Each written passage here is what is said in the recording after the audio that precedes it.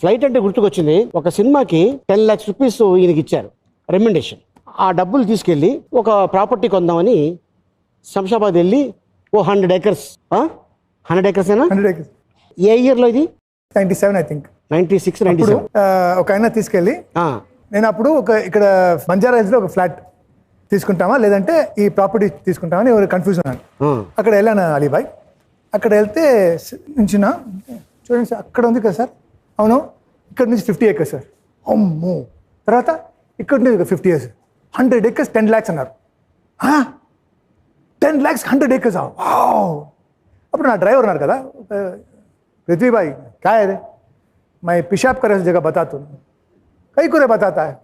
చూస్తే देखो వాటర్ కింద వెళ్ళలేదు, ఎందుకంటే ఫుల్ రాయల్ అంట. పూరా పత్తర్ భాయ్ 10 lakhs నువ్వు కొంటావు, కానీ ఇది ఫెన్సింగ్ చేయాలంటే 20 lakhs పడుతుంది, లేదంటే ఇక్కడ మెయింటైన్. అవునా వచ్చేసి ఒక స్మాల్ ఫ్లాట్ తీసుకున్నాను. ఇప్పుడు 100 acres ఎయిర్పోర్ట్. ఆ డ్రైవర్ని ఎందుకు తీసుకెళ్ళావు? వాడెందుకు పోసుకున్నాడు? వాడి వల్ల 100 ఎకరాలు పోయింది. సో మీ ఫ్యామిలీలో ఒకడే స్టార్. అవునండి. ఓవరాల్గా